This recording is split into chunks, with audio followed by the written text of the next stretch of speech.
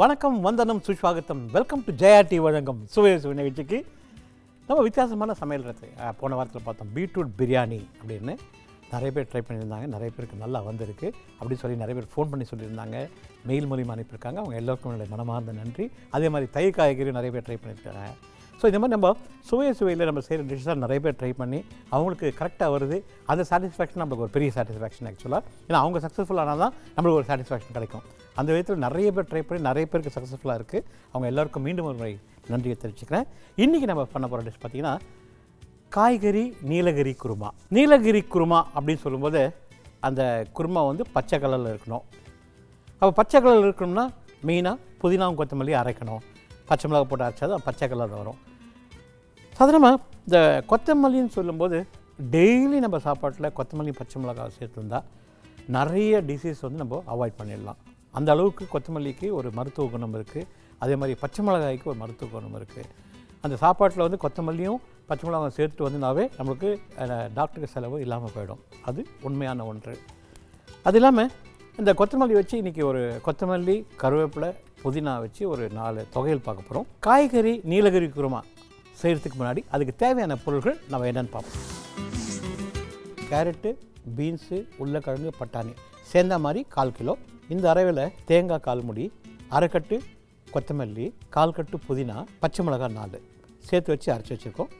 தயிர் 1 கப்பு, வெங்காயம் 1 கை, கருவேப்பிலை 2 கொத்து, சோம்பு 1 டீஸ்பூன், இஞ்சி பூண்டு 1 டீஸ்பூன், எலுமிச்சம்பழம் 1, உப்பு தேவையான அளவு, எண்ணெய் 1 குழிக்கரண்டி.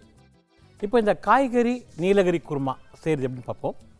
அரைக்க வேண்டியது தேங்காய், 2 கை கொத்தமல்லி, 1 கை புதினா, 4 பச்சை மிளகாய் எல்லாத்தையும் சேர்த்து ஒன்றா அரைச்சி தனியாக வச்சுக்கணும். காய்கறியை பொடியை கட் பண்ணி வச்சுக்கணும். வெங்காயத்தை ஸ்லைஸ் பண்ணி வச்சுக்கிறோம். இஞ்சி பூண்டை 1 டீஸ்பூன் அரைச்சி வச்சுக்கிறோம். எண்ணெய் ஊற்றுறோம். சோம்பு கருவேப்பிலை தாளிக்கிறோம்.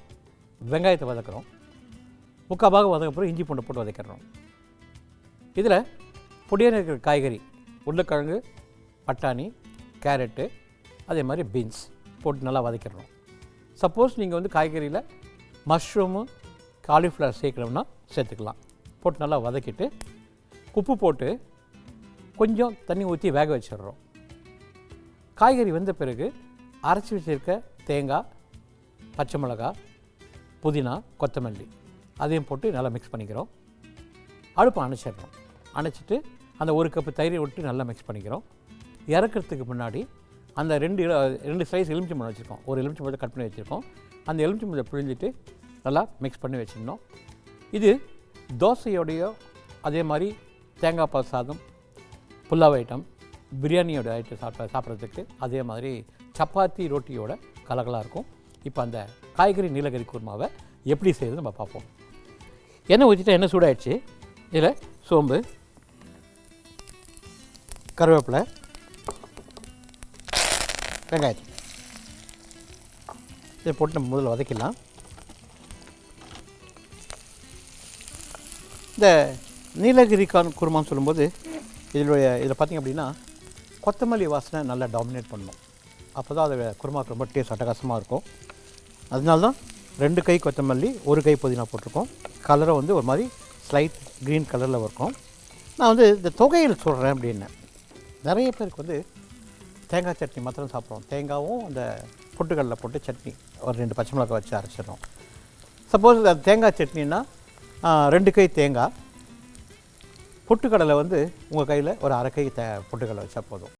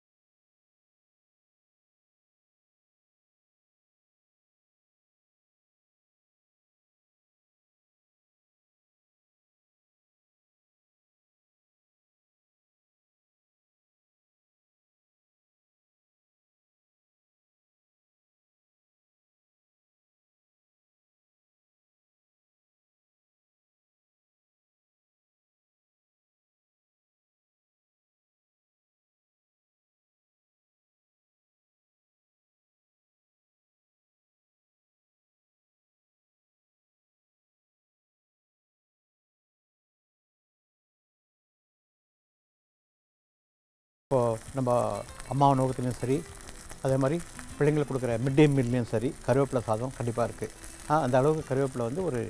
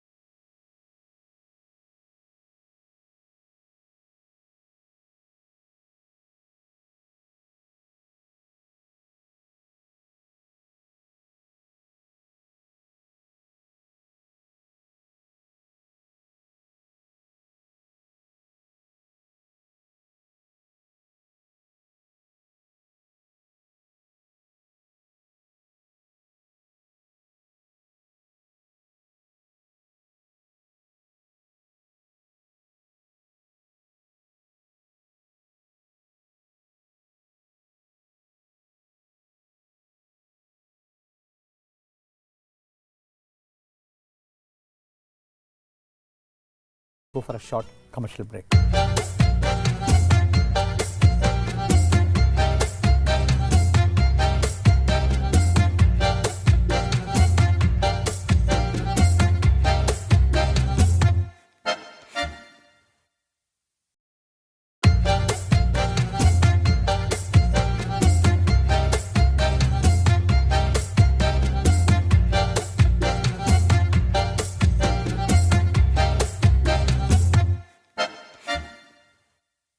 Welcome back to Jaya TV வழங்கும் சுவையசு நிகழ்ச்சிக்கு.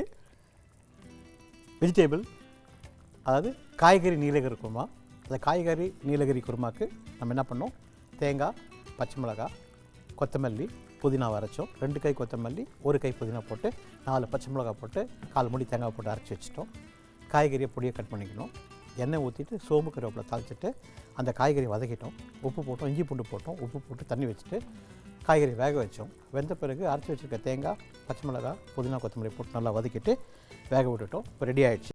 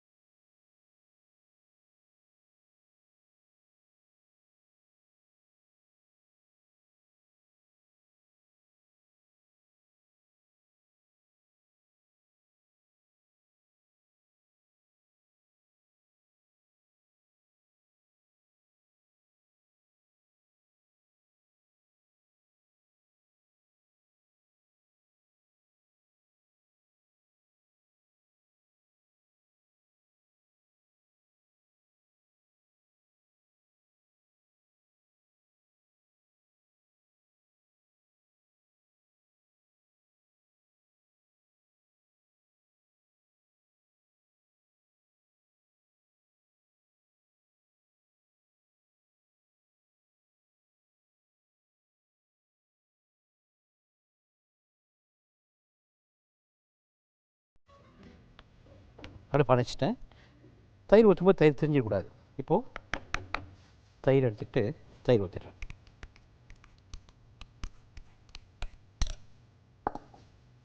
போட்டு மிக்ஸ் பண்ணிடுறேன். அருமையான டேஸ்ட்டு. நான் சொன்ன ரொட்டி சப்பாத்தியோட புலோ ஐட்டத்தோடு ரொம்ப சூப்பராக இருக்கும். நல்லா மிக்ஸ் பண்ணிக்கோங்க.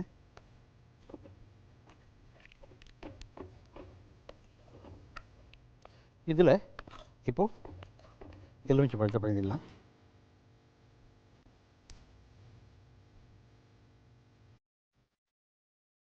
மிக்ஸ் பண்ணிவிட்டு ஒரு பாத்திரத்தை ஊற்றிக்கலாம்.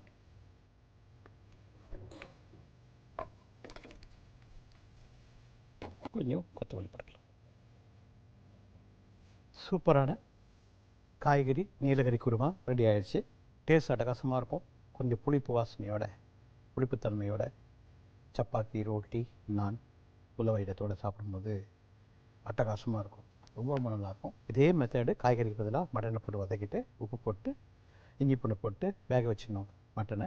அதுக்கப்புறம் அரைச்ச மசாலா வேகக்கட்டி கொஞ்சம் தயிர், அதுக்கப்புறமா அந்த எலுமிச்சை பழத்தை விட்டிங்க அப்படின்னா மட்டன் நீலகிரி குருமா. அதே மெத்தடில் சிக்கன் நீலகிரி குருமாவும் சூப்பராக இருக்கும். இந்த காய்கறி நீலகிரி குருமாவை உங்கள் வீட்டில் செஞ்சு சாப்பிட்டு பார்த்துட்டு எப்படி இருக்குன்னு சொல்லுங்கள். இதுக்கு அடுத்த டிஷ் நம்ம செய்ய போகிறது பன்னீரும் மஷ்ரூமும் போட்டு ஒரு வறுவல் செய்ய போகிறோம். அந்த பன்னீர் மஷ்ரூம் வறுவல் செய்கிறதுக்கு முன்னாடி அதுக்கு தேவையான பொருட்கள் நம்ம என்னென்னு பார்ப்போம். மஷ்ரூம் 200 கிராம், தமிழில் காளான்னு சொல்லுவாங்க, காளான் 200 கிராம், பன்னீர் 200 கிராம், தேங்காய் துருவல் 1/4 மூடி, மஞ்சள் தூள் 1/2 டீஸ்பூன், மிளகாத்தூள் 2 டீஸ்பூன், சோம்பு 1 டீஸ்பூன், கருவேப்பிலை 2 கொத்து, எண்ணெய் 1 குழிக்கரண்டி, பச்சை மிளகாய் 3, உப்பு தேவையான அளவு. வறுவல் பொரியல் வேறு, வறுவல் வேறு. நம்ம யூஸ் பண்ணுறது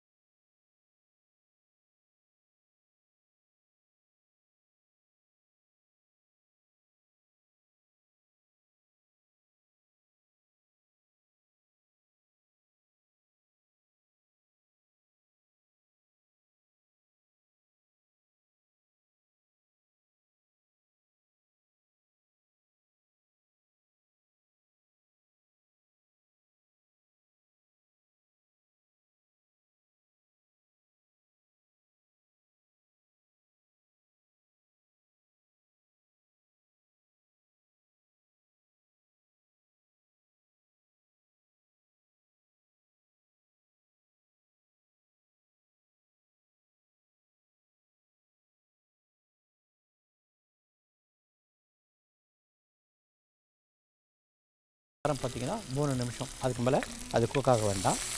அதே மாதிரி பன்னீர் நீங்கள் என்ன பண்ணுறீங்க, வாங்குறீங்க கடையில் வாங்கிட்டு நம்ம வீட்டில் வந்து நான் ஏற்கனவே சொல்லியிருக்கேன், ஃப்ரிட்ஜ் இருக்குது, ஃப்ரீசர் இருக்குது, ரெஃப்ரிஜிரேட்டர் இருக்குது. நீங்கள் ஃப்ரீசரில் வைக்காமல் ரெஃப்ரிஜிரேட் பண்ணாவே பன்னீர் சாஃப்டாக இருக்கும். சப்போஸ் அது மாதிரி ஹார்ட் ஆகிடுச்சு அப்படின்னா கொஞ்சம் ஹாட் வாட்டர் பாத்திரத்தில் போட்டு பன்னீரை க்யூப்ஸ் கட் பண்ணி அந்த சுடு தண்ணியில் எடுத்து போட்டு ஒரு 2 நிமிஷம் விட்டுட்டு எடுத்திங்கன்னா சாஃப்டாகிடும். இப்போது மஷ்ரூம் ஆல்மோஸ்ட் 3/4 குக் ஆகிடுச்சு. இதில் வந்து நான் பன்னீரையும் சேர்த்துக்கிறேன். இப்போ உப்பு போட்டுறேன்.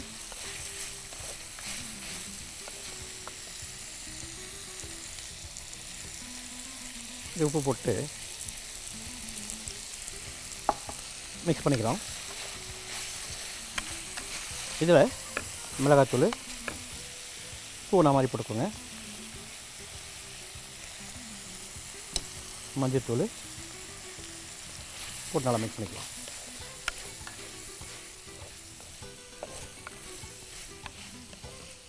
கொஞ்சம் சிம்மில் வச்சுக்கலாம். பன்னீர் எப்படி செய்யலாம் 2 வாட்டி ஆல்ரெடி சொல்லியிருக்கேன். இருந்தாலும் இந்த பன்னீர் டிஷ் வரதால் நம்ம வீட்டில் ஒரு சிம்பிளாக பன்னீர் செய்யணும், வெளியே வாங்காமல் நம்ம வீட்டிலேயே இதே மாதிரி பன்னீர் செய்யணும் அப்படின்னா முதல்ல ஃபார் ட்ரையல் பர்பஸுக்கு ஒரே ஒரு கவர் பால், 1/2 லிட்டர் பால் எடுத்துக்கோங்க. பாலை கொதிக்க விடுங்க.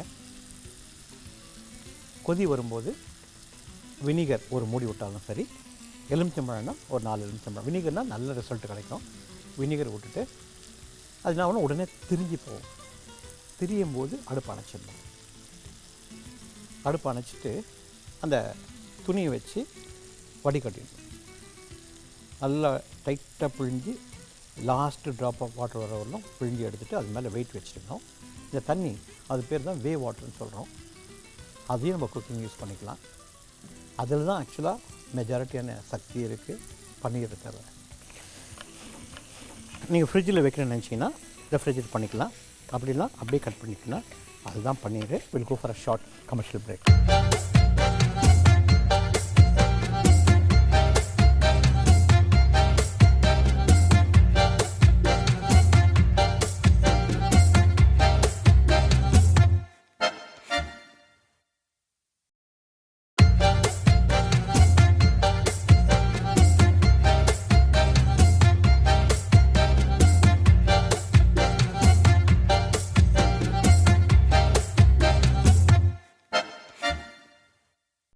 வெல்கம் பேக் டு ஜெயா வழங்கும் சுவையசு நிகழ்ச்சிக்கு.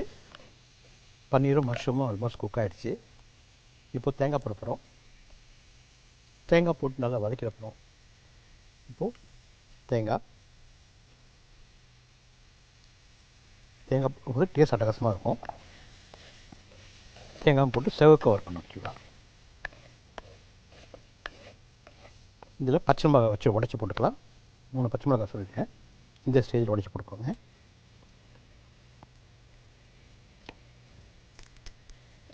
போட்டு மிக்ஸ் பண்ணிக்கலாம்.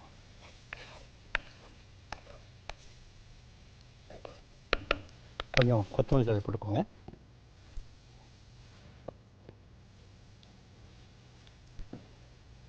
ஸோ இந்த பன்னீர் மஷ்ரூம் வறுவல் எப்படி பண்ணுறது உடனே பார்த்துக்கலாம்.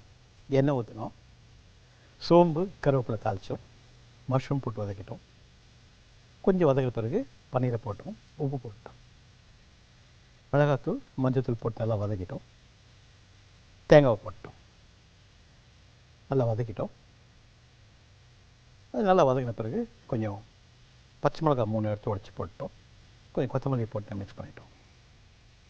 ஒரே ஒரு டிஷ்ஷு பன்னீரில் அருமையான பன்னீர் கோகனட் புலாவ் செஞ்சு பாருங்கள். கலகலாக இருக்குங்க. தேங்காய் பால் ஒரு கப் எடுத்து வச்சுக்கோங்க. பன்னீர் ஒரு 200 கிராமு. அரிசி ஒரு அழகு அரிசி. ஒரு கை வெங்காயம். ஒரு கை பூண்டு, உரிச்ச பூண்டு ஒரு கை. பட்டை 2, லவங்கம் 2, பிரிஞ்சி இலை 2. தேவை உங்களுக்கு ஏலக்காய் வாசனை பிடிக்கும் அப்படின்னா 2 ஏலக்காய். ஒரு கை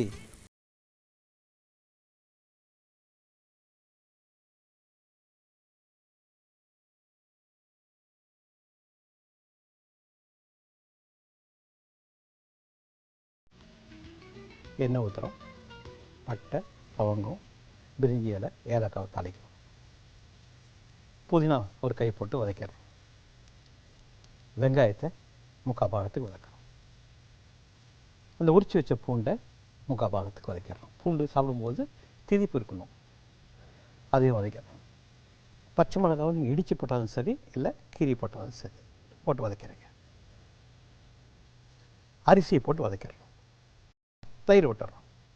நல்லா வதக்கிட்டு இப்போது தேங்காய் பாலும் தண்ணியை மிக்ஸ் பண்ணிக்கிறோம். வீட்டில் இருக்க அரிசி யூஸ் பண்ணுறதா இருந்தால் 1க்கு 2 தண்ணி. பாஸ்மதி அரிசியாக இருந்தால் 1க்கு 1.25. சீரக சம்பா அரிசியாக இருந்தால் 1க்கு 1.5. இது பதம். தேங்காய் பாலும் தண்ணியும் ஊற்றிடுறோம். இப்போது இதில் குக்கரில் வைக்க வேண்டாம், கரெக்டாக வச்சுக்கலாம். கொப்பளமாக வரும்.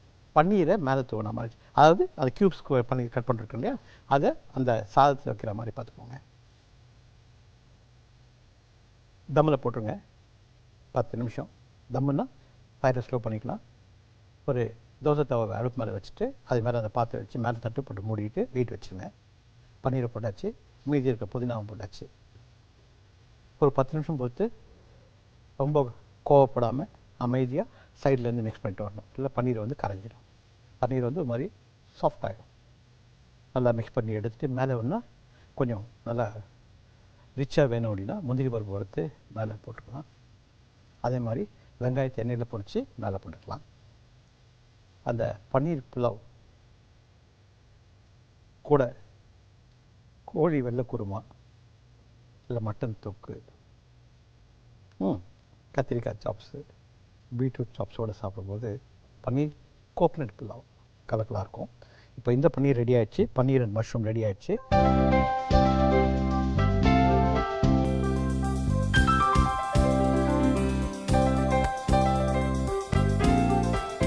பன்னீர் மஷ்ரூம் வறுவல் என்ன பண்ணணும், எண்ணெய் ஊற்றணும், சோம்பு கருவேப்பிலை தாளிச்சோம், மஷ்ரூம் போட்டு வதக்கணும்.